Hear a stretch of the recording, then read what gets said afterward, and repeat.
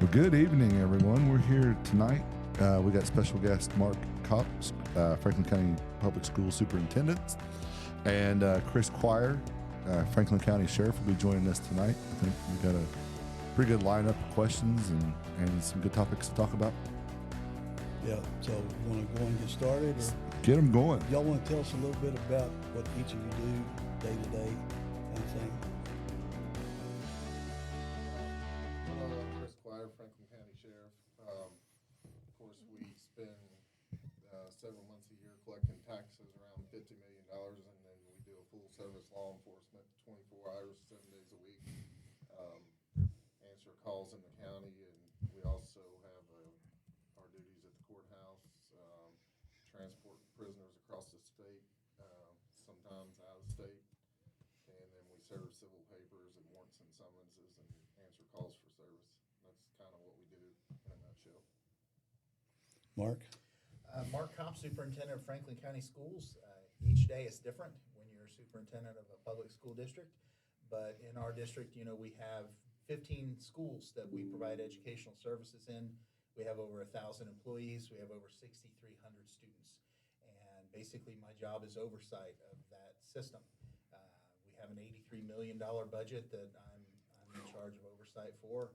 And we work with our community partners to ensure that we're creating good citizens for our community.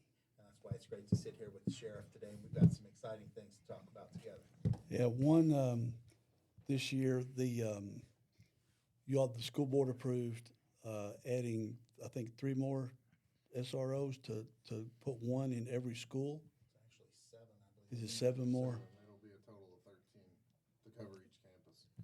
Have you got any feedback from parents on how it makes them feel much more safer with all the school, things going on in schools? Yeah, it's been overwhelmingly positive. Back in 2022, a year ago, there was a bill that was passed, House Bill 63, I think is what it was. And it requires a school resource officer to be in every school. But the bill does not provide any funding, so that when they passed it, it's basically an unfunded mandate. Not too many school districts across the state have been able to find a way to fund it. So when the sheriff and I came together to work on this, we found a way to fund it. It's going to cost the school district, about $850,000 a year. And it's going to be an easy check to write, frankly, because the safety of our students is the most important thing that we do. And It's peace of mind for the parents too, right? 100% is. And I'm just thrilled to be able to announce that we are going to have a school resource officer on every campus. Chris, the school resource officers, when they come in, what time do they start? Are their duties extend out into the parking lot, or is it just inside the school? They get to work around, depending on different schools have different start times, so they're usually there 30 minutes or so before school starts, so they can canvass the area, make sure things are safe, do a security check, get settled in, and then they typically stay inside the school and other folks direct traffic outside, but they will go out to the parking lot or, as people come in and out, you'll notice there's other folks directing traffic, other officers and constables or whatever. So we try to keep those deputies in the school to handle the traffic coming in and going out during the busy times. Yeah, I remember when my son went to Western Hills, Deputy Chappell he'd make sure, even when my son graduated, I had him drop something off to my daughter who was still in school. Said, "Hit the road, buddy. You don't go to school here." I thought that was really cool. That made me feel good as a parent. And I would encourage parents to talk to their kids about the SROs. Bailey, my youngest daughter, goes to Western Hills. She loves the interactions. Those guys are out there doing a good job building relationships with these kids, taking, not only watching out for their safety, but they're really good to the kids, and they try to build those relationships, which I think is very important in today's world, is to have that positive interaction with law enforcement. I think the guys are out there doing a great job. It goes way beyond just the law enforcement aspect. It is about relationship building. And every single one of our SROs that the sheriff has hired, we're all just very pleased. They do a wonderful job with our kids. Who's the chief? former police chief Jeff Abrams is a captain over the school, so he Yeah, serves. that's what. So yes, former city, got 25 years experience. Is head of the school SRO program, correct? Yes, and there's a lot of other experience. You know, the former jailer Rick Rogers is at the academy, and then you have lots of other retired officers with 20 plus years experience in the school. So, Okay. Mark, when does all this take place? I mean, So- you can now. Let me say this: Yeah. you can expand your answers. we're not limited to nothing. There's no TV commercials. There's nothing like that. Great. If you want to expand your answers, not just be so direct, Yeah. go ahead. Okay. That's right. It's a good opportunity for you to take the liberty to Yeah. to add to. We're not going to cut you off in. We're 1 not minute or sponsored nothing by like that. anyone. We're not. deal. You know. Not So Not yet. We've got lots of fun things to talk about tonight, so I don't want to I don't want to take too much time, but at the end of the day, thank you for that. And so we're very hopeful that by the start of the school year, we will have all of our school resource officers in place. Having said that, we're also not just going to, and I know the sheriff feels like that, feels this way. I've spoken with Captain Abrams about it.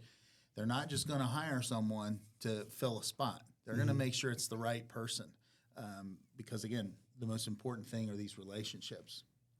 I mean, and how are we going on? I think we've just got a few that haven't been hired. Is that right? I feel like we at least have 4 of the 7, and we have others that are in the process. So I feel like we'll be able to fill them. Hopefully, will be the first day, but if not, we're going to have most of them, and we'll get there. But the big thing is, not every police officer wants to be in a school, so Right. we have to take that into account and find somebody that wants to be there, that'll do what we want them to do. Somebody's good with the kids and, fit, all that kind of stuff. fit the program we're building, which is you have to have the enforcement piece, but that's really not what we're there for. We're there for support, partnerships, and to do everything we can do to build relationships and make the day go easy for everyone. Yeah, But when you have to have the enforcement, we have it. And it teaches the kids that all cops aren't bad. It Nine- humanizes police officers Right. and lets them know that they can develop a relationship, and if they've got something to say after school, they can reach out to the deputy, and they know something going on. They could mention it to him, and he can check it out. Let me expand on that answer. Expand on that, Superintendent.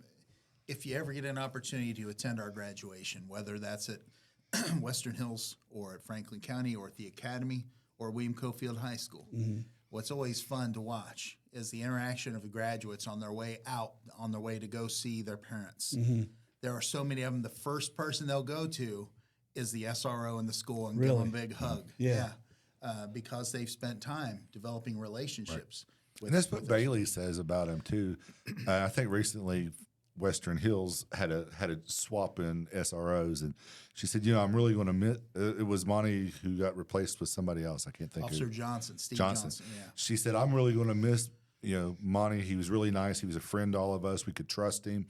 If we needed to tell him something, we could confide in him. And if it was something that needed help or assistance, or somebody needed to escalate beyond just him, he was there for him. And I could imagine that being very, very true. Is those guys are playing a daily part in their lives. Officer Johnson has made such a strong impact on our students there.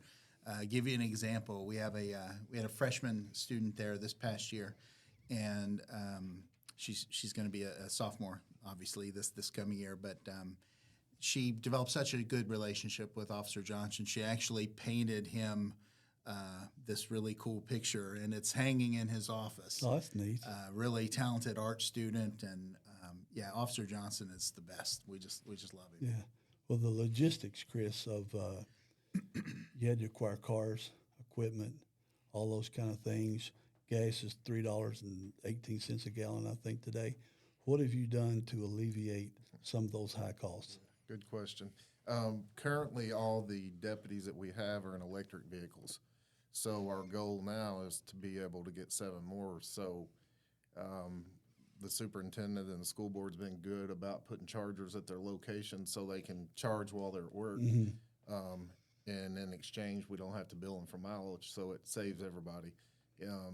It's a good thing, and we just have to come up with 7 more vehicles. And we actually have, let me count, we have, I 9. bought 1, and we have 2 more at the office, which we're going to be taken for the school. So we'll have to come up with 4 more cars.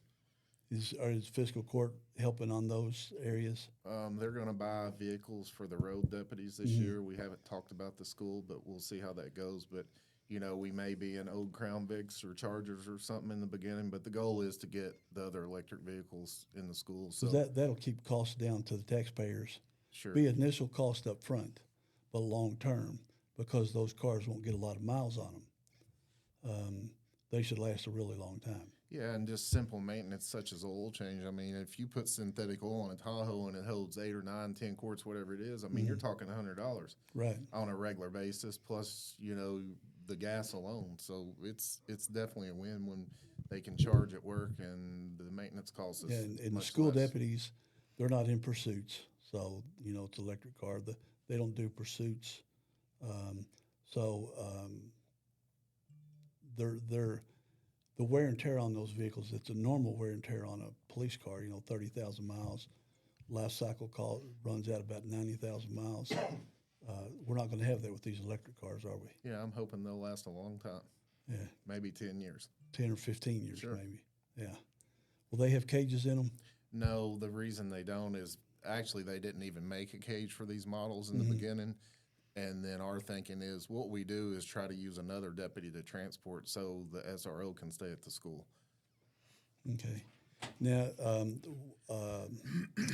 traffic, I don't know what you call it, back in when I was young, crossing guard. Richard Standiford does that for Franklin County and does it for Second Street. But how important is that? And does he run into any incidents where people won't obey his commands? Oh, I'd say you'd have to ask him, but I've heard a few stories of I have issues. too. That's why I asked the But question. anytime you're I've seen directing some of traffic, them. anytime you're directing traffic, you're going to have issues. We know that. But he does a good job. And even my own kid, my daughter asks when he's off, where's Richard at? Yeah. They're worried about getting run over. Right, yeah, because I've seen it out in front of Franklin County High School, and you know you're dealing with 4 lanes of traffic. School buses coming out, and they got priority, of course, because the parents want their kids at home. And Yeah. On a serious note with that, it's really important. Anyone who watches this or listens to this, you know, just slow down. Take your time. We need you being safe. We need our kids to arrive safely and exit safely. It's really important to, you know, just pump the brakes, so to speak, and slow down in our school zones. We had some instances this past year of some vehicles, some cars that passed stop arms on the bus, and that's an incredibly dangerous situation. And we ended up prosecuting one of those instances. good. And we will continue to do so because that's just something we can't have. I've read Yeah, I some- go out by Franklin County every morning to get here, and it's not uncommon that one of the city officers has got somebody pulled over. Yeah. So they are out there watching. They are, you know, backing Richard up and making sure that everybody stays safe. Don't go flying through there and think you're going to get by with it, because I've read some school systems are putting cameras on the buses. Yeah, there are a lot of districts that do have the stop arm camera, and I'm not going to publicly state whether or not we have any of those. I'm not asking. I just read that in just paper. for the simple reason of we shouldn't have to worry about that. That's We correct. just need to stop, and you know, let's take care of all of our kids. I think people need to take a review of that, because a lot of people don't know when to stop and when not to stop. And they teach you that in driver's education. That's one of the very first things. I know, right? but a lot of people forget, if it's a 4-lane, do you Yeah. stop? Do you not stop? Yeah, I see a school bus, I stop. I don't care. I don't matter. yeah, it's the same thing. if- Nobody's in that big a hurry. They can't wait 30 seconds for a kid to exit a bus. right. I agree. Ultimately, choose safety. You were always, as our Director of Transportation, Brad McKinney, who, by the way, was just named the State Transportation Director of the Year. Correct. Nice. What he always states is safety over convenience, right? Right. Safety over schedule. So he'll say that to his bus drivers. They might be scheduled to arrive at 4:12 at someone's house. And if they don't get there until 4:20 in the afternoon, that's okay. Safety over schedule. Correct. And the academy, I know we've got a deputy out there. Can y'all explain what the school is and what your role is, Chris and Mark, about the school itself and how it's good for the community?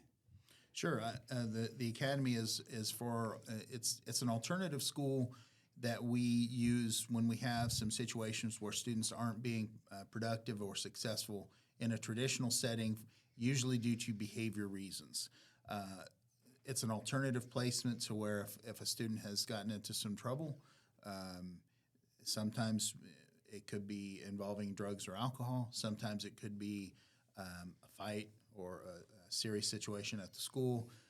It's an alternative placement, so we remove the student from the traditional setting, and we have at the academy, and we're going to talk about the law enforcement aspect of that in just a second, but we also have social, emotional, and mental health supports at the academy. We have social worker, we have guidance counselors, we have teachers, we have a principal that has the biggest heart in the world at the academy, and the goal is to help rehabilitate the students who've been having some issues so that we can get them back into the regular So classroom once you setting. go to the academy, you can exit the academy to go back in the school system again. There is a chance of that happening. In some cases, if a student is finding success there, sometimes it's best not to kind of upset the apple cart. And they graduate with a high school diploma just like anybody else? Absolutely. We've got a couple of different alternative schools and situations we can talk about tonight. The academy is one that's really focused on that issue of behavior. There's been something that's happened from a behavior perspective that is just not going to allow the student to stay in a mainstream setting. We have a wonderful school resource officer there as well. Is it difficult? You got to find a special deputy to work at that school that can deal with sometimes everything's going good and then it just blows up real quick. Right, and I think we found the perfect person for that, which is retired jailer Rick Rogers. And as you know, you worked back when he was a deputy. Former Marine also, yes. And he, with his correctional background and all the things he's done, his training and experiences, he really fits in there good. And it's just been a smooth couple of years since he's been out there. Yeah, Rick's got a great demeanor. Yeah, and we have he's got some assistants there. That's our one school that has a metal detector entrance policy. So that's a really nice thing.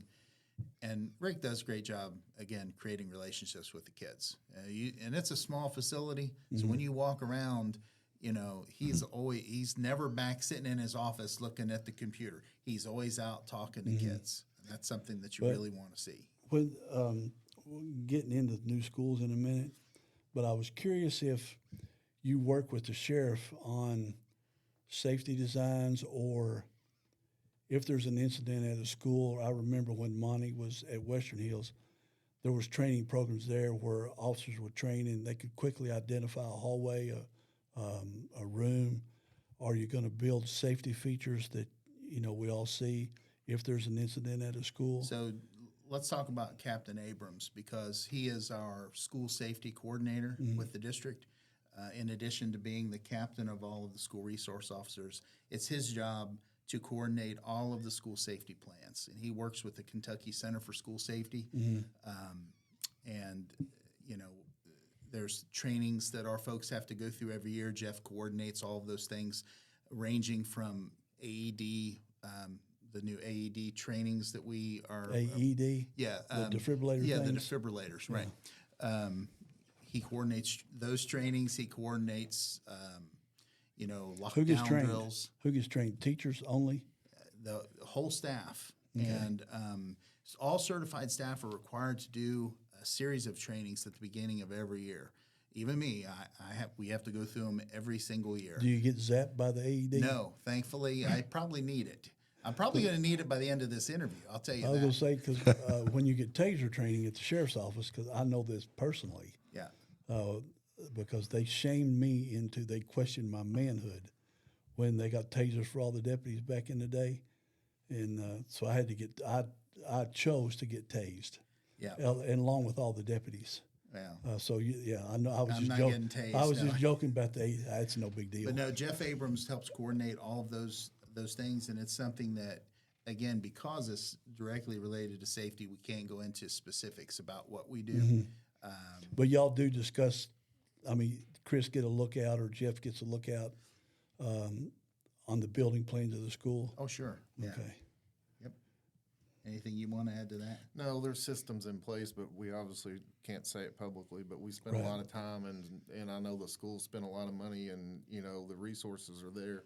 We hope that we never have an active shooter situation, but, you know, we spend a lot of time and efforts in putting something together if it were to Yeah, happen. and you know, one of the things Eric and I was wanting to bring out is a little transparency, and it's good. You can't talk about it. That's true, but it's good that the public knows that there are things in place if something does occur. And I think it's a bigger thing to know, you know, obviously from security, you can't tell what you do, when you do it and all that, but it is good for the public to know that there is an active communication, active role between the sheriff's department and the school system, that, you know, even though we may not see what's going on behind the scenes, it's good to know that there's a lot of work being done. I'll speak for myself. I pray every single night of my time as superintendent since 2017.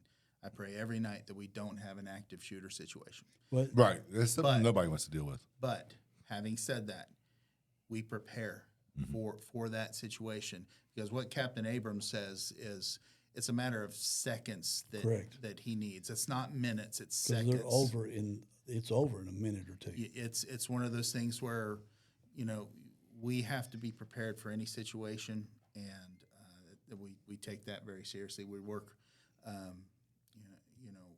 we work very hard with Jeff and with Chris and with all of our schools to be prepared for any such instance. Right. Yeah, Chris and I have talked before about, and I've not done the research on it, but I think that no school has been attacked with a resource officer inside the school.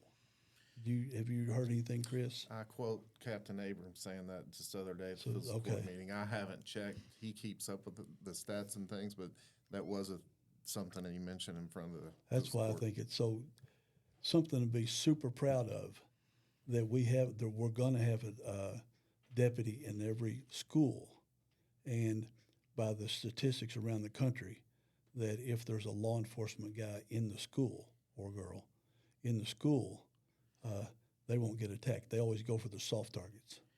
And I know that with the training that the sheriff department and our school resource officers have gone through, that they're going to work to neutralize any target, in a very quick manner. So it is a deterrent to see a sheriff vehicle outside of the school and know that there's going to be someone in there that if you try to do something that's going to harm a child, you're going to meet with fierce resistance. Well, and I like the fact that Ultimate if you resistance. go by any one of our schools, those SRO, their vehicles are the first thing you see. Before, it's not like they're parked around behind. They're not. I mean, they're right out there in the open. Right. You know, like right by Elkhorn. If you go by Western Hills, you pull up on the property, you're seeing that visibility's there. Sure. Well, changing a little bit into taxes, tax collections, how schools are funded. Chris gets a percentage of collecting all the property taxes in Franklin County. Leading to the bourbon tax, I rewatched your testimony in front of a legislative committee that we're getting about $2.9 million in bourbon tax every year to help fund the schools. That's $2.9 million that we don't have to pay in property taxes, correct? That's correct. Or Chris doesn't have to collect. So Chris and I talked. Once this goes away, plus the warehouses, if they ever get built out there by Pix Mill School next to Ridgeview subdivision, it would be a significant improvement of your budget. Correct, Chris? We estimate $400,000 more coming in that wouldn't have to be collected from the taxpayers. I don't remember the numbers, but any expansion in property where the tax roll goes up brings in more commission for the office and more tax base for the school. And with those kind of things, the more we can get on that is the less burden it is on us as taxpayers. But then on the flip side, I called our state rep, Dan Fisher, a little while ago and asked about when does the bourbon tax sunset? And he gave me the bill number and just didn't have time to look it up. Do you recall?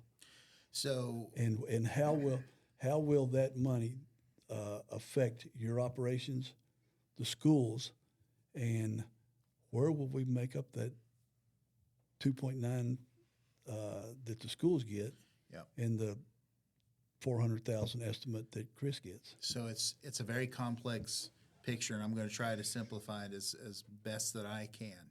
So when schools are funded, and we receive funding from the federal government, the state government, and the local.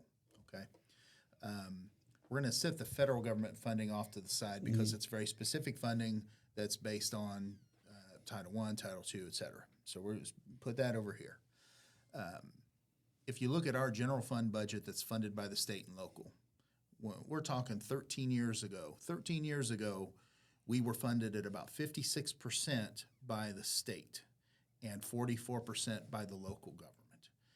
Over time, with the state, again, drastically reducing or not keeping up with inflation in terms of their SEEK payments, and SEEK is what is paid to school districts for funding. In the last 13 years, that's completely flipped. Right now, the local government funds 56% here in Franklin County of our school district operating budget. The state funds 44%. So the state funding has reduced, and the burden has been placed onto the taxpayers. And when the taxpayers, they don't understand in terms of when they see this tax bill, is that just the school district, increasing our taxes? No, we do everything we can to not do that.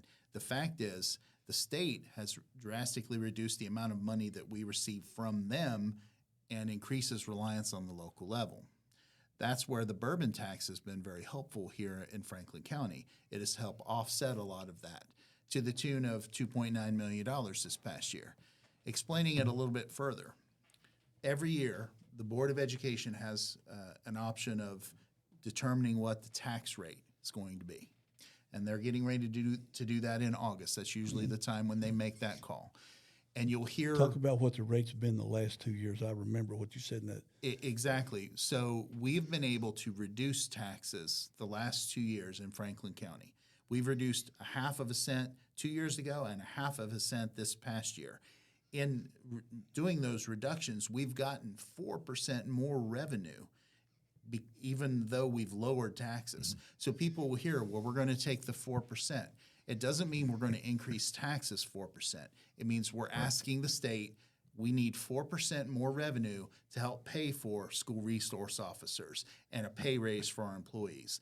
So they figure that calculation at the state level, and then they look at what our local appraisal rates are coming in. And we've been very blessed in Frankfort the last couple of years that Chris does a great job with the sheriff in terms of a high percentage of tax collection. That's what I was going to ask you. Do you recall that percentage, Chris? 99.8, I believe. I mean, 99.8%. That's was phenomenal. Less than 700 unpaid tax bills. That's great on the citizens of Franklin County it's fantastic. for paying their property taxes to fund sheriff's office And the and school the system. system. And so we've been able to lower taxes each of the last 2 years. We've gone from 71.8 to 70.8. That's our percentage rate. If you compare our rate to other school districts around us, I know the city is much, much higher. A lot of the districts around us are higher. Scott County is kind of abnormal in that it's lower, but they have Toyota. They got and Toyota, right. creates Yeah. an inordinate amount of revenue. And we've got state government that doesn't pay property taxes. Exactly. Now, not meaning to interrupt, but No, it's fine. the state is going to pay the city whatever that offset is, around $900,000 a year. Will that be more? That be more money that will y'all get a cut of that action, or So or is that just something going straight to the city? I'm not sure how that works with the city, Okay. but I know from our perspective, we're still going to get. Now, this is what the legislation said. Now, the legislature could come back in and reverse this, but for now, they are going to hold school districts harmless for the next, hopefully several years. I don't know exactly when that could change, because the last thing we heard was perpetuity. That was the word they used, was Right. perpetuity. Meaning they were going to. Extend it out. They're going to find the Forever. money somewhere. But I remember one legislator saying, I think there's about 31 counties that have distilleries in them. Said the other 90 or 89 counties are going to be subsidizing Franklin, Nelson, Exactly. Marion. So how long do you think that's going to last? Exactly. That was Right.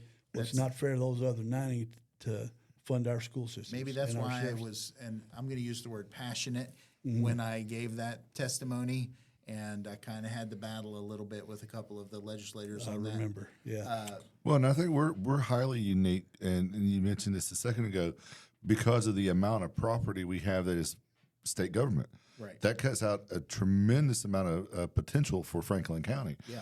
And the city has fought with that, and recently It kills the city school system. Well, and the city had recently got a check from the state because of that they're supposed to do. Is there anything that is that ever taken into account for our school systems? It never has been since I've been here, and this is my 7th year starting.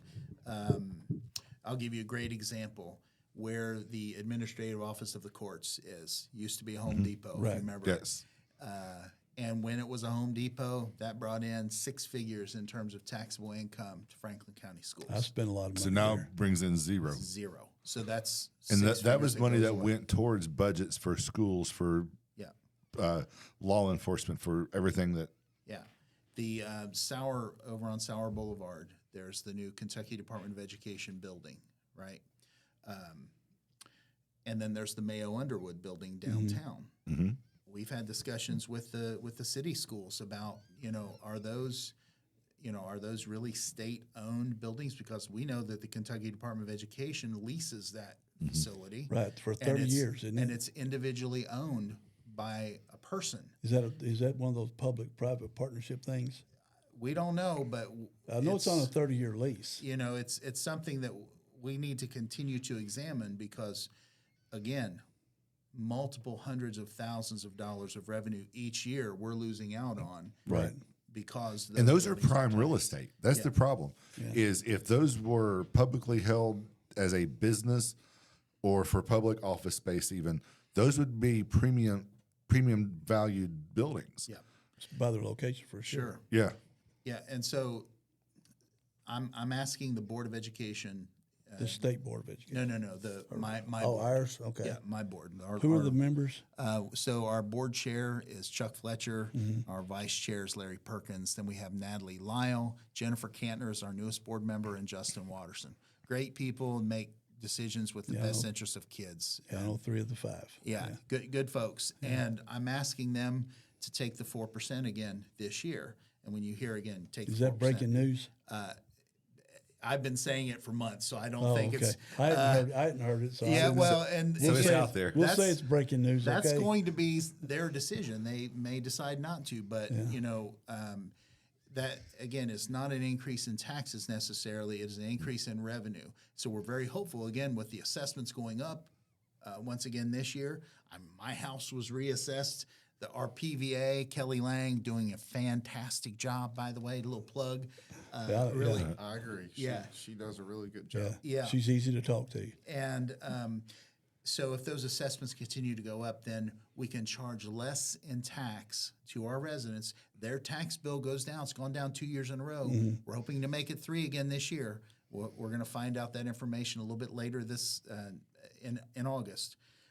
We can lower taxes and still get additional revenue because of that additional assessment.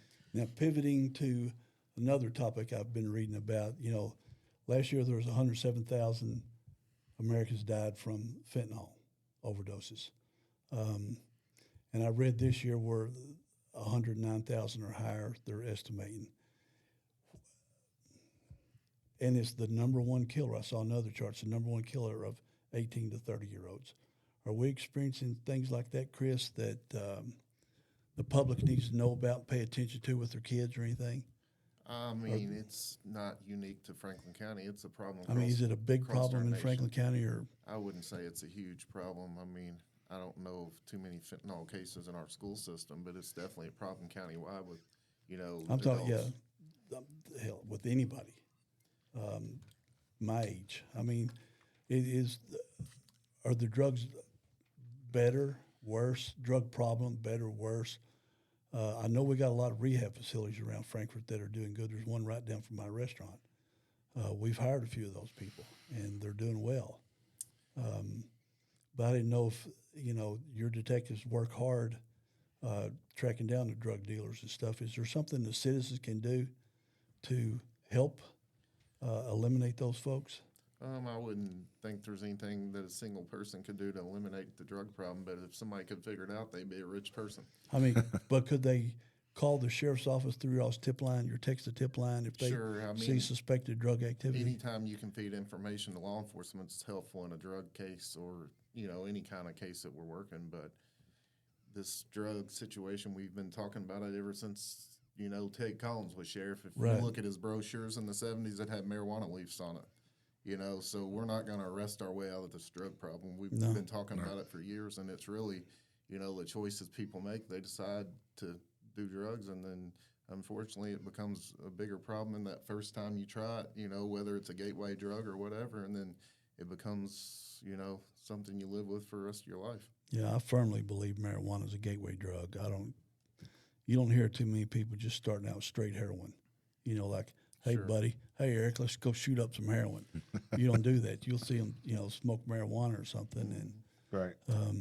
But we're going to continue to work hard and partner with other agencies and do the best we can do. But I don't think there's a person with a single answer that knows how to fix it. I mean, we just have to continue the work that we do and help those that want to get help and keep. But y'all need the public's help. Sure, to- we cannot do this alone. I've said it You many can't times. eliminate it. Yeah, you can't eliminate it, but you can lessen it because it's ruined so many lives. Sure, I don't think there's very many people that's untouched by it. It doesn't matter who you are. I mean, the problem doesn't care how much money you have, where you live, who you are. It affects us all. I think that's a fair statement. What about just overall crime in Franklin County? You see all the big cities, carjackings. I heard Chicago carjackings are up over 100%. Louisville's, on track for 300 murders again this year. Lexington's 250. Is Frankfort a safe community, or Franklin County a safe community? I feel safe here. You often see me out walking and jogging and doing all the things I want to do. I don't feel like there's a place that I'm scared to be. And, you see a lot of folks out walking their dogs and with their friends and family, and, we do have our share of crime, but I feel like it's safer than many other places around us. Well, here's an off-the-wall question that some neighbors have asked me about. Side-by-sides, the little, what do you call them, Mary? ATVs. Yeah. Are they legal to drive in subdivisions?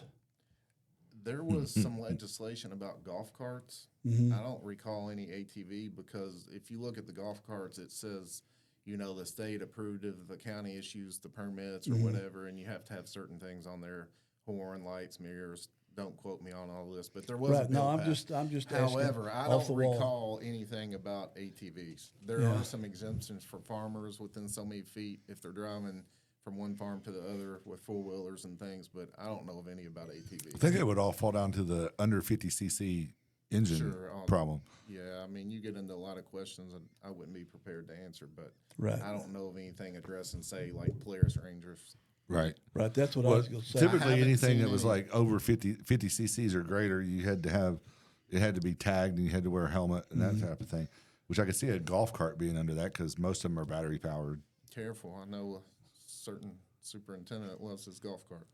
That loves his Well, golf I mean, cart. I would Yeah, personally. that's true. Yeah, personally, I would like to see on roads under 25 miles an hour neighborhoods where neighbors could ride around in their side-by-sides, their ATVs.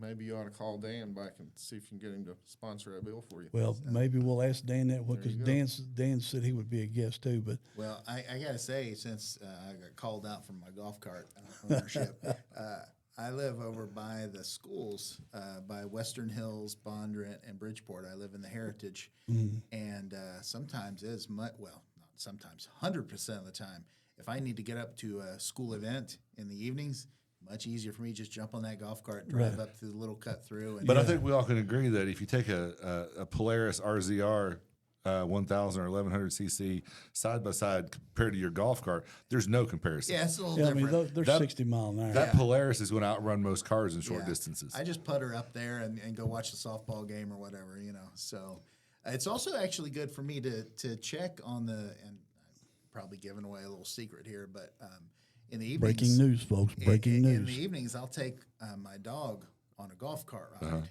and I take my dog around those schools, just checking to make sure that, hey, we don't have anyone not doing something they're not supposed to be doing.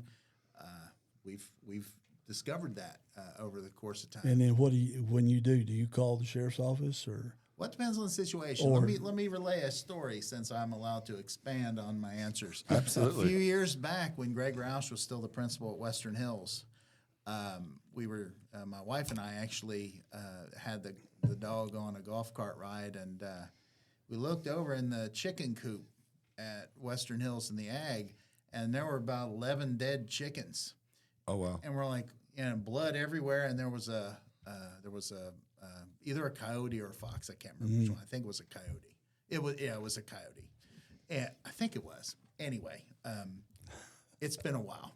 So anyway, we pick up the phone, and I'm like, "Hey, Greg, there's a fox or coyote or whatever up here. He's eating all your chickens." I think maybe it was a fox. It was a fox. Anyway, It's some four-legged dog-looking thing, right? Greg at the time lived in the neighborhood with us, and next thing you know, he's up there with a shovel beating trying to hit, chase off the fox. So we were able to save a couple of chickens. Yeah. Ultimately, I'd say that was a success story. Thank you, golf cart. Thank you, golf where cart.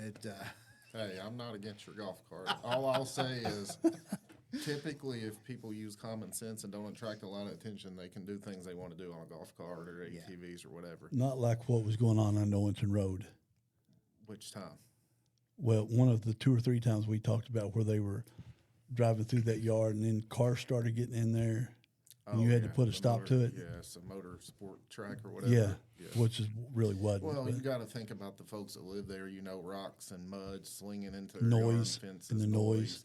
and it's just when you're driving those speeds, it's just not safe.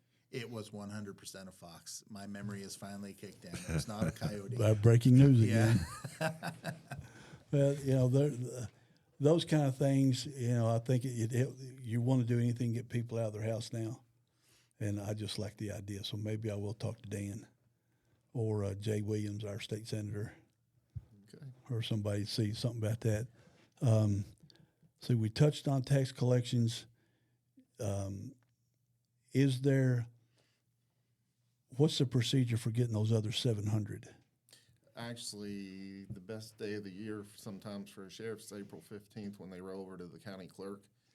Back in the older days, the sheriff had the sale and all that. Now Yeah. the county clerk actually handles it, Jeff Hancock. And he does a great job with that whole process. And we still the school gets their money, we get our commission, he gets his fee added on. So there's a whole nother process that he starts on April 15th, and he always collects most of them. And eventually I think they're sold off to during the process. Right, to other folks, yeah. So the 700 roughly bills, don't quote me on that, it's somewhere around 650 or 700. That's We amazing it's that sign them low. over. You think out of 23,000 and something bills, we collected all but less than 700, I believe. So that's pretty good. That's we pretty good. appreciate people paying their bill, Right. and it's a lot of work for our office during, as you know, Craig, you've worked Yeah. in the office for those 3 or 4 months that we handle it. Right. But it's amazing that people pay at that high rate. Yeah, and it helps keep our school taxes down because of the super high collection rate. Yeah, 100%. Right. Let's talk about. I had a question. Somebody asked me about soccer. Okay. Franklin County Public Schools soccer fields. Do we care about soccer? Because they do. Can you talk about that a little bit? Sure. Yeah, we love soccer. Soccer's, again, an outlet for a lot of our kids, both girls and boys. And we've had a lot of success on the soccer field, which is one of the reasons why we have turf fields now at both of our high schools that allows all of our teams to play. And those aren't just Is there football future fields. plans for soccer though? I'm going to talk about that. Okay. the soccer fields and the football fields kind of coexist together, and both of our high school fields are large enough to host regional soccer games, matches. So we're very pleased with where we are in terms of. I'll just say, when I came here in 2017, there was a prominent member of the community that met with me and said, "You're never going to get turf fields here in Franklin County," and I was like, "Okay, let's go." Challenge accepted. I like it. Yeah, and we were able to get those turf fields, and they've been a huge addition to our community and to obviously our athletic teams. And they're nice looking fields too. They are, and we're so pleased with those. So we do have both of those fields that are accessible for all of our middle and high school soccer teams to use. As you all know, we have a lot of sports, and a lot of sports, it's going to require a lot of coordination in terms of, hey, this team's going to need the field at this time, et cetera, et cetera.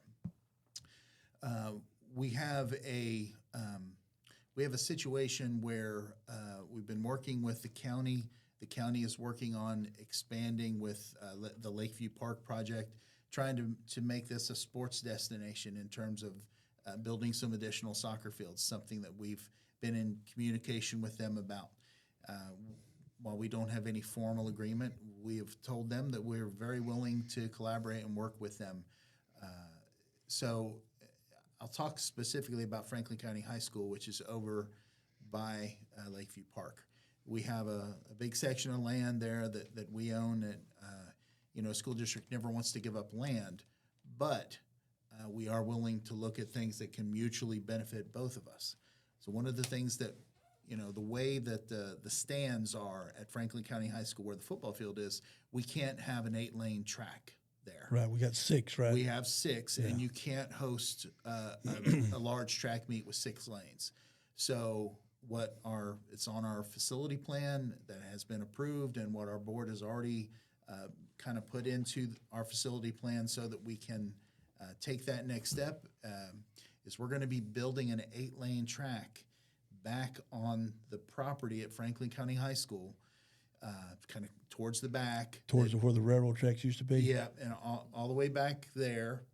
The current visitor bleachers at the football field, we're going to be moving back there because we're building a brand new set of bleachers that will be installed prior to the first home football game this summer. For the visitor side? Yeah, and we're actually, because the new bleachers that are coming in at Franklin County High School are also going to have a press box, we're actually probably going to flip, the home side is going to go to that side.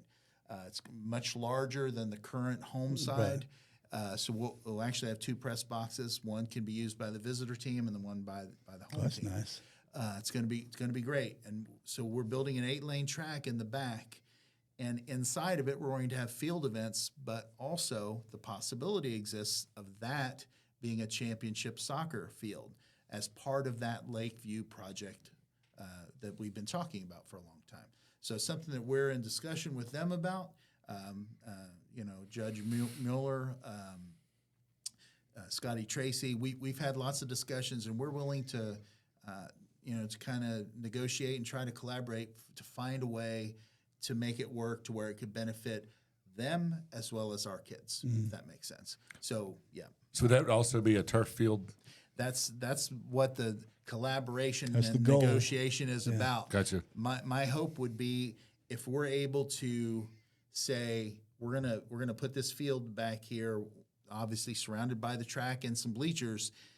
If you all are able to turf it, that would take a big expense off of us, and then long term, any of your big tournaments that come in can use that as That's the what I was going championship to ask. field. We've been pushing.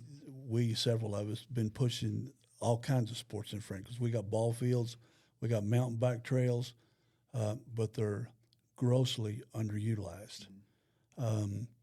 With the youth softball, like they've held a 30-team tournament at Lakeview, just finished a 44-team. They got at least a 20-team coming up on July 30. And I've always, I've talked to them about, said if we could use Franklin County's girls softball field as the championship field, would that ever be a possibility where you got people that are holding tournaments, but where they could use the county ball fields if, like right now, we're probably limited to about 40 teams. But if they wanted to hold a 100-team state tournament for under 8, under 10, 12, 14, 16, and 18, would they be able to use the county fields also to supplement the public fields that we got now? I'm going to date myself with this reference, but wasn't it Ross Perot that said, "I'm all ears"? Wasn't it him? Yeah. I'm always going to be all ears when it's going to come to helping kids.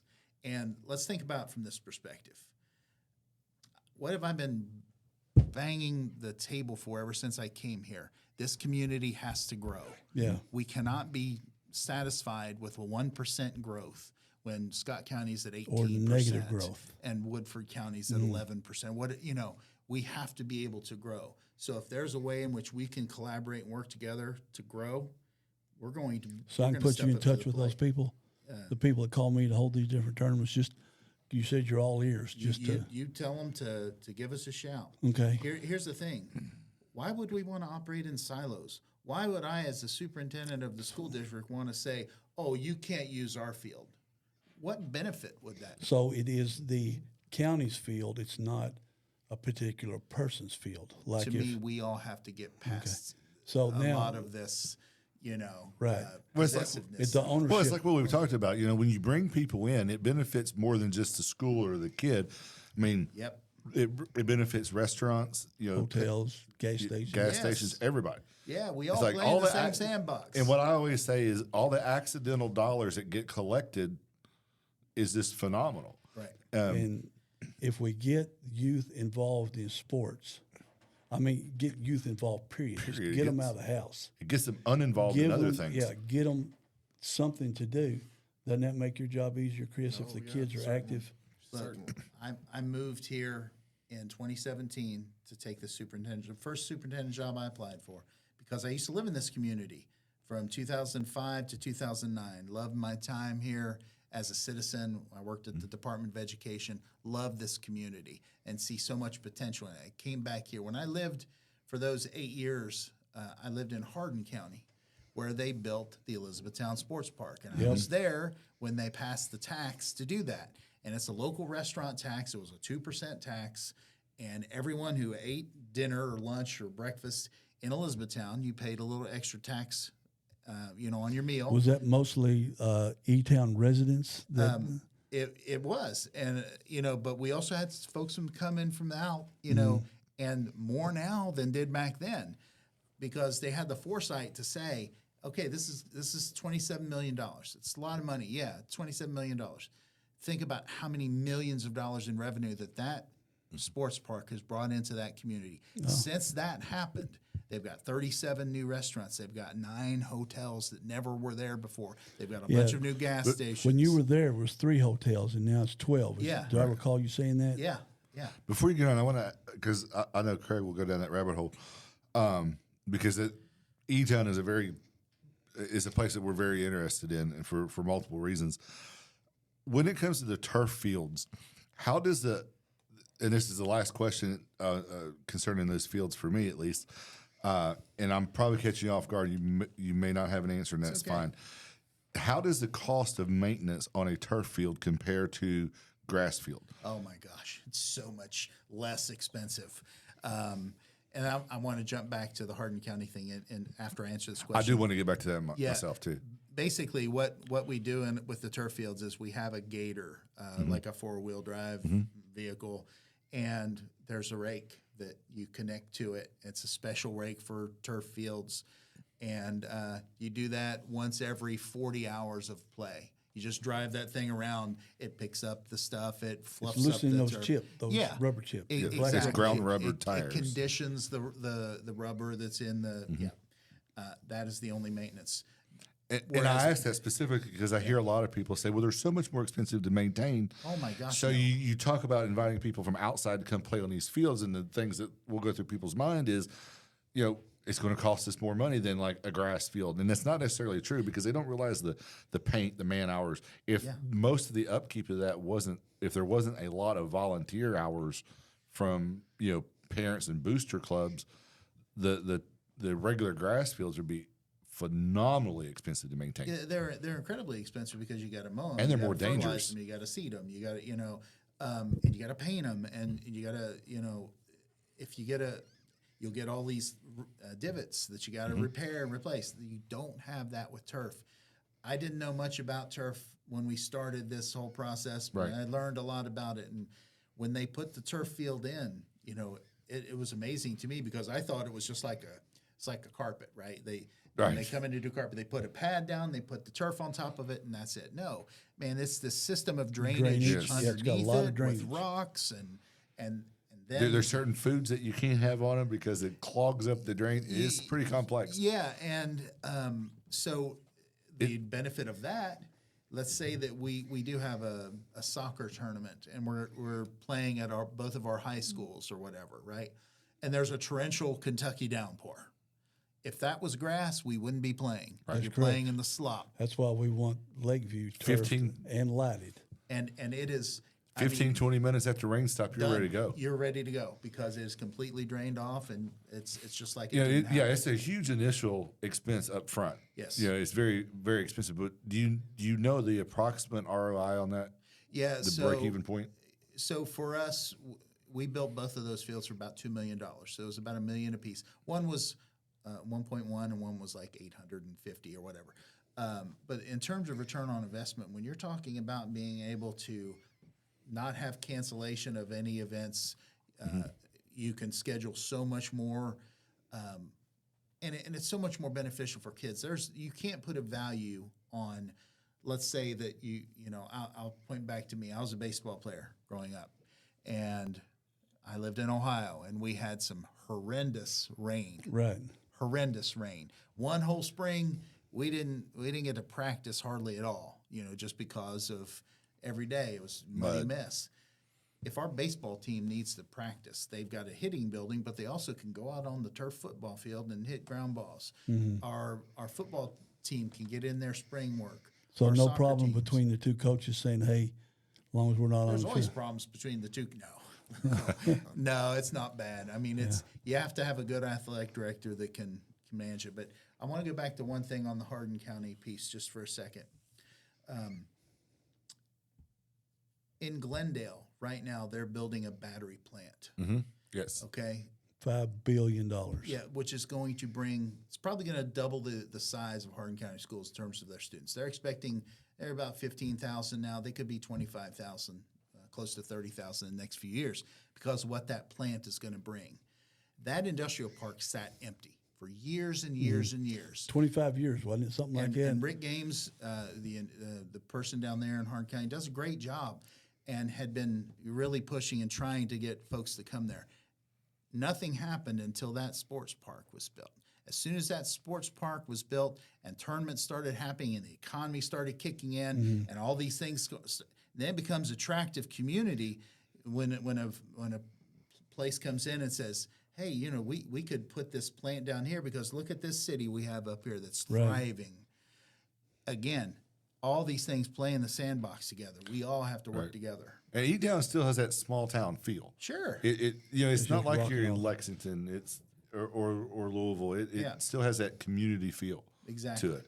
And you're right. I mean, when you're developing a plant or a factory like that where you need skilled workers and a lot of workers, the kids always come into play. Yep. Like what are our kids going to do for the 8 hours a day mom or dad is working? Yep. You need a good school system. You need activities, and you need things for people to do after hours. And you need besides just industry, you need other things driving the economy. And that's what they have with the sports park. I mean, kids come from multiple states to participate in activities at that sports park. So, Well, and community safety is a big part of it too. There's certain places, certain areas in Lexington, Louisville, I won't go to, and a lot of people say they won't go to them. But you and I have talked about traffic patrols on the interstate, and by you having the deputies out there when they're out there, has made a huge difference on the car crashes. When they first started doing the construction out there was car crashes just right and left. And then after your deputies got out there and started running patrols, and Richard Stanford would be out there also, it's really cut back on them. Have you noticed, or have you thought, are you going to keep those going? Because I remember when I was working at the sheriff's office, when they would make a lot of stops, there was a lot of drug arrests and a lot of big cash in the cars. Or have you thought about that down the road once all this construction stuff's done? Oh, I don't think the deputies that like going out there will stop going out there. I know you've spent some time in there with them, and Yeah. you know, they come to work, and they like to do their job. And you know, you can go out on the interstate and get yourself into a lot of self-initiated activity, and I think we'll be doing that for years to come. Good, because I remember when I was, on the administrative side of the sheriff's office, I would go out there with Sheriff Melton every now and then, and I mean they drive, super fast, so they're easy targets like shooting fish in a barrel, and they'd be drug arrests. They're solved a big theft ring for about 15 different families, and so I think it's a good thing. I hope you do keep it up and may even put more out there. Yeah, Because it should pay for itself, I would think. as you know, we also have a full-time grant for our traffic unit Mm-hmm. through the highway safety. So that's been going on. This is our 4th year now. So that's all that whoever assigned to that does. For their 40 hours or so a week, that's what they do is go out and stop cars and do traffic enforcement. And y'all, citizens call in like they're speeding in their neighborhood. You put that radar trailer out in their neighborhood. Yes, it stays out year-round, it seems like. If there's a high complaint area, we'll move it out. And then, of course, deputies will supplement the trailer with enforcement also. Mm-hmm. Yeah, I remember once a lady called in Evergreen on Coolbrook area and said they were speeding on Evergreen Road, and Mr. Deputy Rutledge went out there, and the first person he caught was the lady that called it in. And she came in the office, and thanked Deputy Rutledge for slowing her down, and she said, even though I'm the one that asked for it, I was the first one to break the rule, and he pulled her over for it. So That's funny. yeah, neighborhood speeding, everybody's got that. Do you get a lot of calls on those kind of things The number one complaint we get is speeding. in It's neighborhoods? usually on a dead-end street with a few houses. So you know who's doing it typically. Mm-hmm. The neighbors know. So the truth of the matter is we would love to cater and do, these dead-end streets in the county way out in McDonald's Ferry or wherever it may be, Union Ridge. But, when deputies, you have 2 or 3 out, the priorities calls for service, domestics, wrecks, whatever the case may be, shoplifters. But then after they get all that done, we give them step-up patrols, which means, hey, please go out and give them extra attention. But it's just not possible to have a police officer on every street. Right. You could write all the tickets you wanted from daylight to dark, and there'll still be a speeder. It's not going to stop It's nobody. the number one complaint for most police agencies. It's just, it is what it is. I'm sure you all see drivers fly by you, and it makes you mad. But there's plenty of tickets being wrote in Franklin County. I can assure you that. Yeah. Well, you mentioned step-up patrols, like when people go on vacation, can they call the sheriff's office, and if they're in the neighborhood, deputies will drive by and check on the house? Sure, you can actually, the best thing to do is call dispatch, and their number is 502-875-8583. That's a non-emergency number. Just let them know, and what they'll do is create a call for a vacation check, and they'll ask your address, your contact information, and the date you're going to be gone, and that way the officers or deputies can go by and check on your house, and we'll also have a way to get a hold of you if we see something out of the ordinary. Yeah. And sometimes they'll even ask if there's going to be any cars there. Sure. Because if they see a car in the driveway, they might go to the house and it could be your kid, And Mark, we talked about auxiliary gyms earlier. I mean, before we started the podcast, auxiliary gyms, bleacher projects, and some big rumor I've been hearing is 2 new middle schools. 2 new middle schools. No, that one's false. Okay. I can talk about all those things. So let's start with the things that are happening first. Tomorrow morning, actually, the visitor bleachers at Franklin County High School are being taken down, and they're going to be moved again to that back spot where we eventually are going to be putting in that 8-lane track. That's going to be down the road a little bit. But we're building a new set of visitor bleachers at Franklin County High School that are much larger, that actually will become the home side. We're going to flip the home side to the new bleachers. It'll also have a new press box in it. The current home side, the press box will still stay there. So that way we can separate both football teams, their coaching staffs, as well as we have radio and TV and all of that, and then our public address. So we're doing that project for a couple of reasons. Number one, our kids deserve it. Our community deserves it. Number two, we need it for graduation. When the Civic Center came down, again, that was my first year as superintendent. Welcome to the job. Welcome There's to no place to Frankfort. have Oh, man. graduation. So, for a few years, we went over to the horse park. It was a bit of a challenge asking families to make that trip. So the last 2 years, since we've got the turf, again, another advantage of the turf fields is we've been able to have graduation at both of our home football fields. We need more bleachers, though, because we were over capacity. Even at Franklin County this year, we had people sitting, standing room only.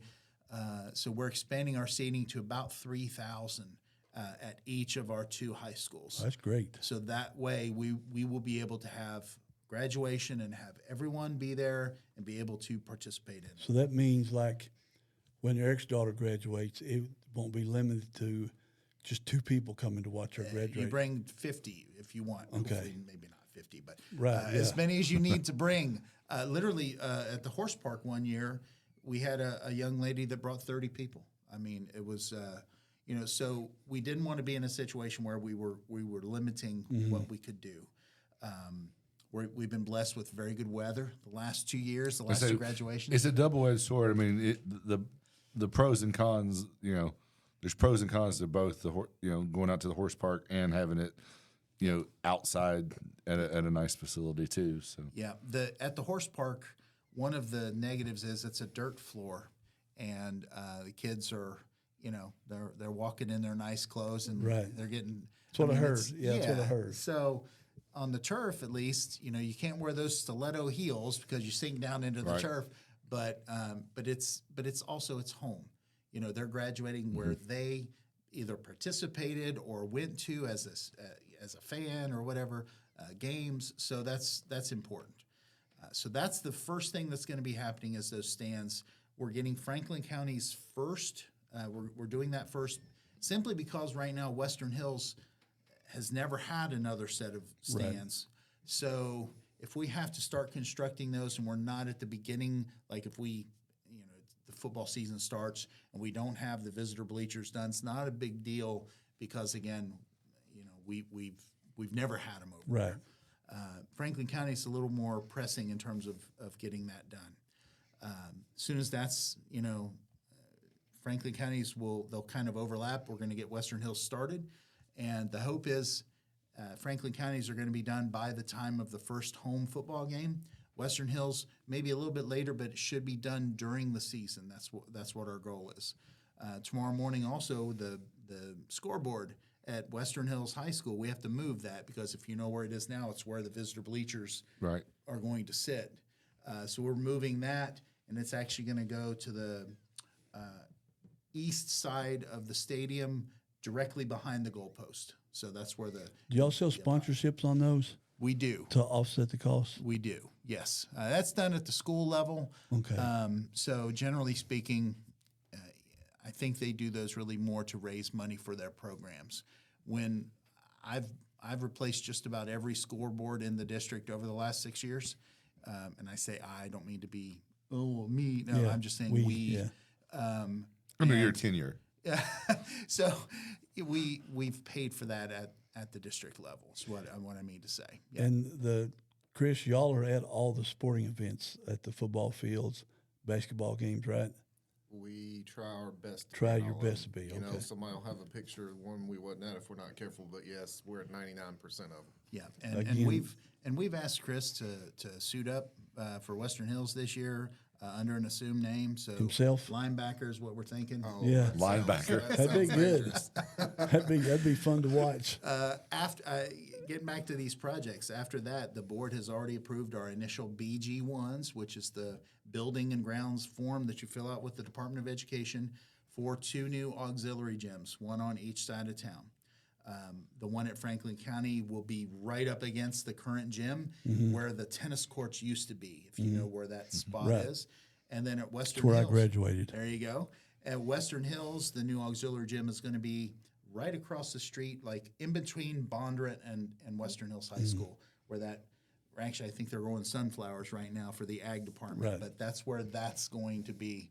And hopefully we will begin those projects in the fall with an intent of getting those done, obviously, as quickly as we can.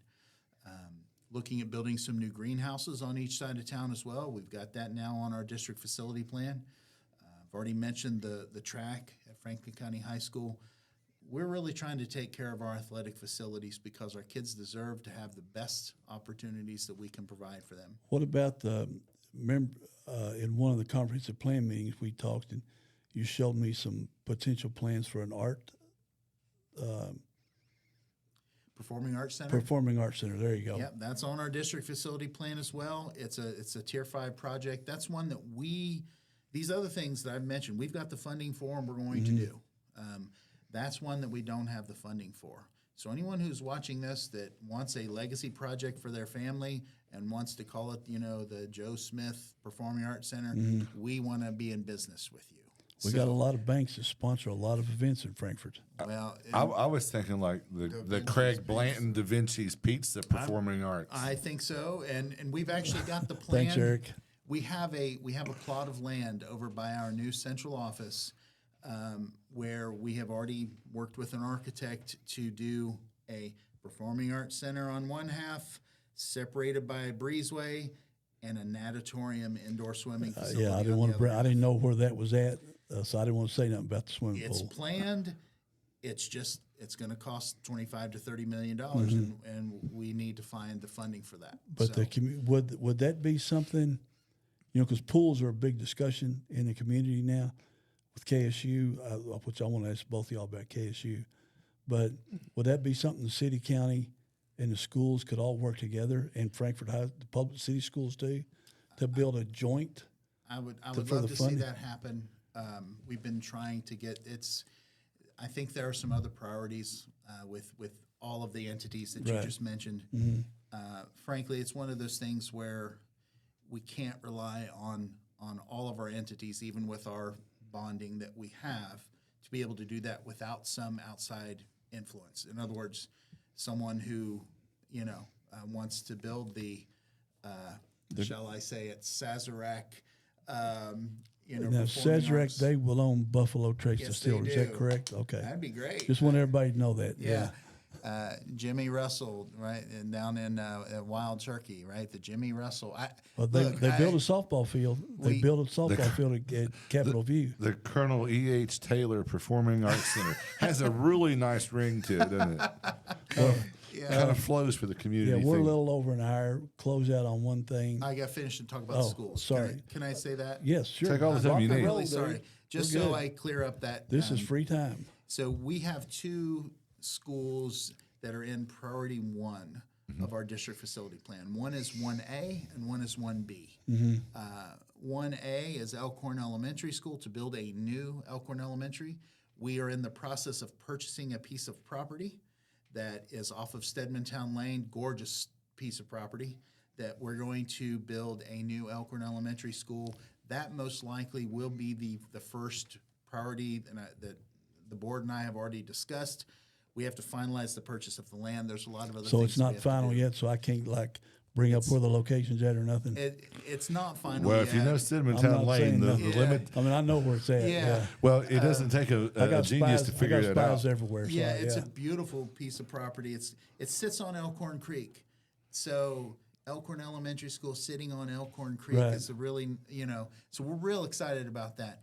Bondurant Middle School is 1B because we know that we desperately need a new Bondurant Middle School. The problem exists in that our bonding capacity as a district is finite. So we do not have enough bonding capacity to build both of those schools at the same time. Frankly, we're going to need to, build the elementary school first, simply because it's a smaller footprint. It's going That'll to be a be little the less Elkhorn, expensive. Elkhorn one. Yeah, that's the one that I'm going to ask the board to approve to build first. But within, and I'm just going to give you a range here of 3 to 10 years, could be as short as 3, could be as much as 10. Bond rate will be the next thing that I go Next to the new board school. to say, let's And go. will they be? I know I've asked this. Will they be built for expansion? Because hopefully, with all the economic growth that is being promoted in town, that's going to bring more people into town, which means more kids into town. Will these be schools that are 100% full on day one, or will y'all build for future expansion? The Department of Education asks you when you're building these things to look at trends, and you look at your data in terms of where your population is going to be versus where it is. So we have to make a calculation based off of that to submit to the Department of Education for their approval. So for instance, the new Elkhorn Elementary School, it will also contain our preschool and kindergarten for the whole east side. We're going to be consolidating the ELV building because it's in really rough shape. That building is, really Early Learning Village. Yes. that was the elementary school way back in the day. It used right? to be Hearn. Hearn, way there back, you go. Way back Right. in the day. Yeah. So we're going to be moving the preschool and kindergarten from that facility to this new building. So we're going to have to build it large enough to have a P through 5 building for all of the traditional Elkhorn Elementary students, but also, I spoke wrong. The preschool students. Kindergarten, we're going to send back to the 3 elementary schools on the east side. That's the goal, because we're very hopeful that we're going to be able to do that. But, again, that's a decision that hasn't been finalized. So the board could say, pre and K all stay together and when we build this new school. Or they could say, we're just going to have a preschool center. Frankly, that's what I'm going to be recommending. So at the new Elkhorn Elementary, you would have their kindergarten students and then all of the preschool from the other 3. And then the 2 kindergartens, Peaks Mill Is that and full Hearn, would go all back. day? Is that all day kind of thing? Yeah.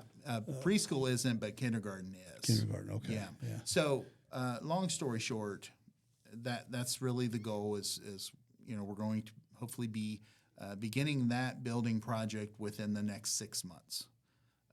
And then we'll just have to kind of see what the board decides to do, but that's going to be my recommendation. Okay. Talk about KSU for a second, then we'll be all right to end it after that, I guess. I think the new students are going to occupy their new dormitories this year, so they won't be staying at the Capitol Plaza Hotel. Do they work with you, Chris, on any security for Actually, the they do. students and the campus? The sheriff's office works a lot of their ball games. We've even traveled with them. We got a couple deputies that have a good relationship with the police officers that work up there. They contact us for security. Do y'all patrol on your own through campus or anything? No, not necessarily. I know the city goes up there because it falls in the city limits. We'll go if they ask for help, but we don't Right. typically.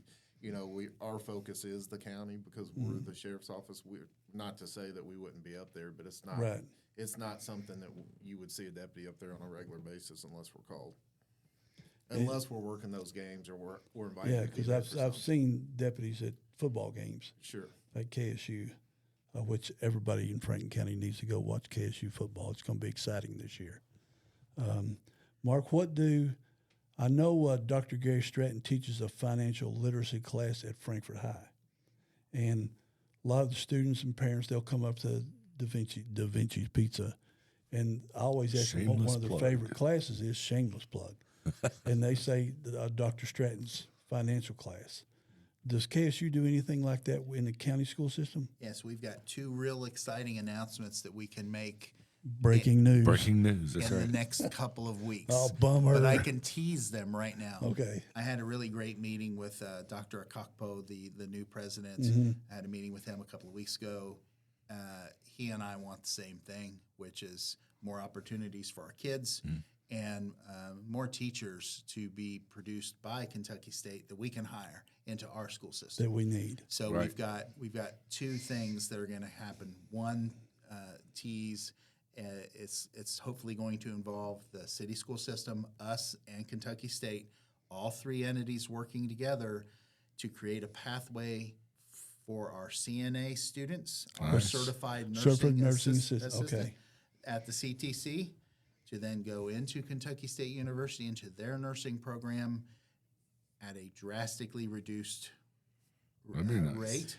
And their nursing program is one of the best in It's Kentucky. fantastic. It that is. I right? know. Yes, it's really really popular, Yeah. and a lot of people. So that's going to be one thing. The second thing we're going to be able to announce is, we've been working with Kentucky State to get an Option 9 certification program for educators. There are 9 different options where people who aren't traditionally schooled as a teacher can become a teacher. And we're So- going to, Does praxis? So does that mean they wouldn't have to pass the praxis test? Or So there's some different elements to it. That there is, there's basically what they wouldn't have to do with some of these option 6, option 9. Basically, what you don't have to do is you don't have to go to school for 4 years to be a teacher. You can knock out some of the classwork. And the agreement that we're working on with Kentucky State is we have a teacher pathway now for our students. Kids that want to become teachers, we have established a pathway so our kids are going to be able to do dual credit at Kentucky State. When Dr. Kopp was at BCTC, we set up dual credit for our Right. students there. yeah, he was head of all Yes. BCTC schools. Yes. Yeah. And so we're working to set that up with dual credit, so our kids will be able to get dual credit at Kentucky State. While they're in high school, go into the program at Kentucky State, and then when we hire or when they're ready to be hired, we're going to guarantee them a job. in Well, Franklin County as they're Schools. doing their training in school, do they work? I mean, I don't get training student in the county. student teaching. Yeah, student. Yeah. mhm. Okay. Absolutely. And so again, we're trying to do things together. And I'm just going to be frank here. I find it very refreshing. I don't think that we, with the last president, Dr. Brown, who is now no longer there, Yeah. we didn't have that same, hey, let's collaborate, let's work together. Everyone was in silos, and not from a lack of effort on our part. I'm just saying, but No, I know, and it's such a common sense approach. yeah, I mean, you're all in the education business. yeah, Like, why would someone not want yeah, customer? Like, if you look at it from a business standpoint, customers coming out of our high schools going into their university. yeah. And I mentioned Frankfort Independent as part of this with our students in the CNA program. Had a good meeting with Dr. Sherry Satterley and Gina Greathouse, their board chair, and they had asked for some spots at our CTC. It's something that we used to do, and we have no issue with that whatsoever, as long as we can work out the funding aspect and as long as we have spots available in our CTC. So that's something, again, they're all our kids at the end of the day. I don't care whether you're Frankfort Independent, Scott County, whatever. Right. Our job is to help kids. The more educated we get, the better Frankfort becomes. So, we just Now, have to figure out all is- those other logistics. Do many of our kids go to college at KSU? Because I know they're only about 1,200 enrolled. I think is what they're expecting this year. We Used to be 2,000. the thing that we saw was the number of people, students graduating with teaching certification has drastically dropped each year. At KSU. Kentucky State. That's why we want to, hey, let's work together to build a pipeline where we can send our kids there.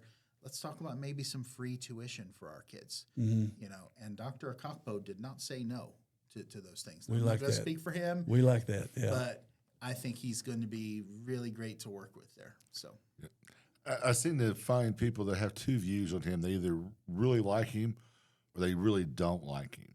And I got a feeling the people who don't like him Don't like change. may be part of the problem that we've experienced. amen. So Amen.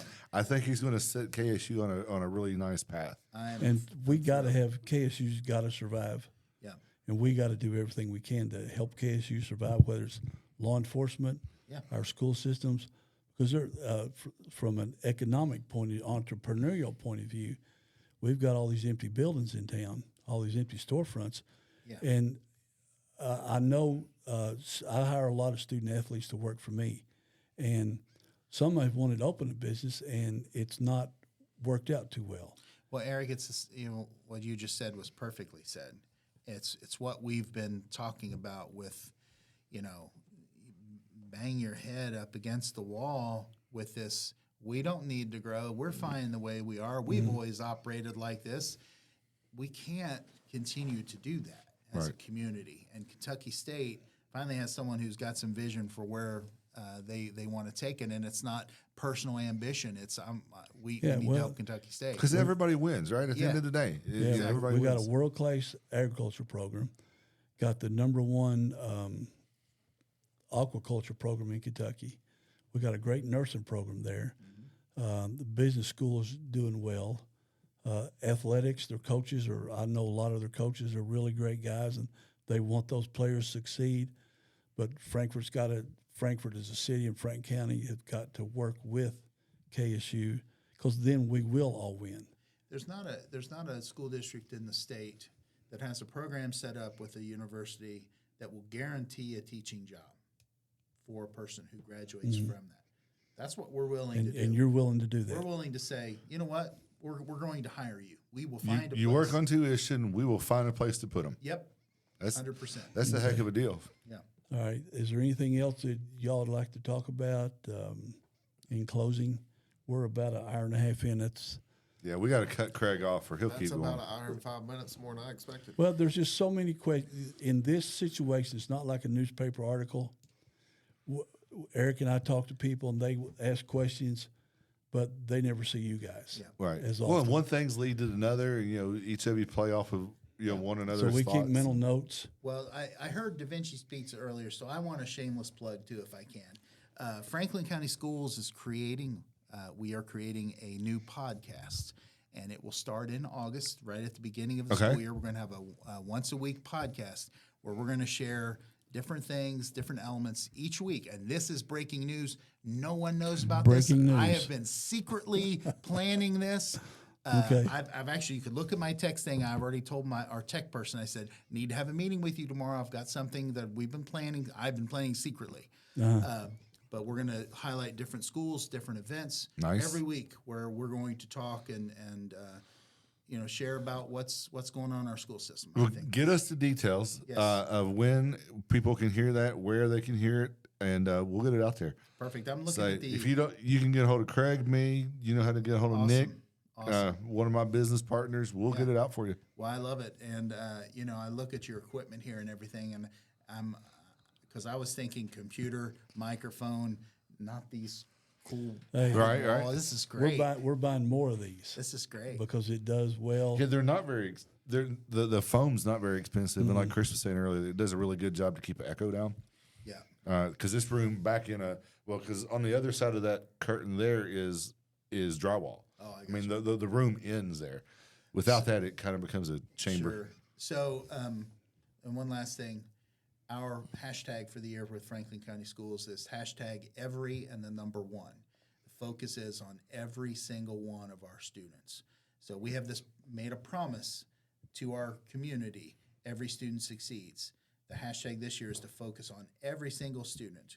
And we had a great retreat this past week with our administrative staff, and we're real excited for that. So you're going to be seeing a lot of every and the number one. So on your podcast, is that going to be staff doing that or students? It's going to be me doing it every week with, for instance, I'm going to have Brad McKinney, our transportation director, is going to come and talk about our bus routes. I've known Brad for a long time. I think the world of him. He's Brad a great guy. Amazing. He is. And for instance, here, fun fact. I'm going to have some fun facts in there. Guess how many miles our buses travel in a year? Oh my goodness! In a year, We have about 75 routes. I was going We have about 75 routes. How many miles? 219,000 miles. 1 million. Our Holy buses moly. travel 1 million miles God. in the course of the school year. Oh, wow. So again, That's a lot of wear and tear on a That's a fun $150,000, $200,000 vehicle. and we're buying new propane buses every year, replacing the diesel fleet as much as we can. I got all kinds of stuff to talk about. I'm gonna save that for the podcast, though. All right, yeah, save that for your own Chris, thing.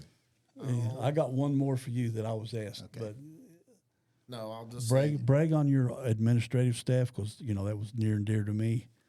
oh yeah, like I said, every time we get our report card, which is our audit, and luckily we've had, the last 4.5 years of clean audits, and I give all the credit to the staff because, the day-to-day operations, they handle the money and the customers, and of course I'm part of the process, but without good people, I couldn't do it. And I Yeah, their just- customer service is excellent. that's what we wanted to do, was be friendly and try to help people. Sometimes we see folks at their worst time, whether they're coming in the courthouse to pay their ticket or coming in their office to pay their tax bill. It's Right. It hurts a lot of people's pocket.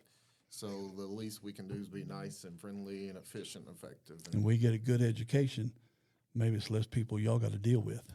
Sure. But I'll just close in saying thanks for listening. I hope you learned something, and hopefully I didn't offend anybody, but I try to say the truth and not sugarcoat some things. But Well, we thanks don't for want your to time. sugarcoat anything here. Anytime we get breaking news, thank you, Mark. Absolutely, so proud to do it. And we're proud that you're our sheriff, Chris, and you and all your staff do a great job. Y'all do a great job, and I know, we talked about, private versus public. You said you're never going to let private school be better than our public schools. I love that when you told me that. Yeah. Hey, look, we offer more opportunities than any private school can. So I'm a product, I should say, of public education. My mom, who is unfortunately now in a memory care unit, she was first grade teacher for 32 years. And so My grandmother- everything I do every day in my job is a direct testament to what And she my was. grandmother was a 35-year English teacher. When I got to high school is when she retired. Yeah. So I thank you for the time, and thank you for giving us a voice. And I have an open door policy also as superintendent. If anyone ever needs to contact me, I'll gladly share my cell phone. I share it with everyone. And email Hey, me right now's as good a time as any. 502-330-1709. You contact me anytime. Okay. And Eric, you got anything? I do not, but I say that with continuing to talk. I do know that Superintendent Kopp is very easy to approach. He's easy to get a hold of, as is Sheriff Quire. Reach out to him. Two great public servants. These guys are doing a really great job in our community, and your work is very appreciated for both education and law enforcement. Thank you all very much. Appreciate it. And close us out, Eric. I'll close this out. Guess that's all. I was hoping we'd have a couple of questions there, but nobody wanted to jump in. Maybe we answered them all. You probably did. You probably answered them all very well. Yeah, we had these will be viewed a lot. Yeah. So it's just live viewed by few, but we've had Sunday night's hit or miss. Like a lot of people will watch this, Monday or later tonight. So it's pretty good. Are we off? no, we're not off. We're still live. So you got to be nice Stand still. up, pop my back. Okay. No, Well, everybody, we appreciate you guys joining. We got to let Sheriff Quire stretch out here. He's been sitting in that chair with all of his gear on. It's very, very uncomfortable. well, thank y'all for coming out. Thanks. Proud to be here.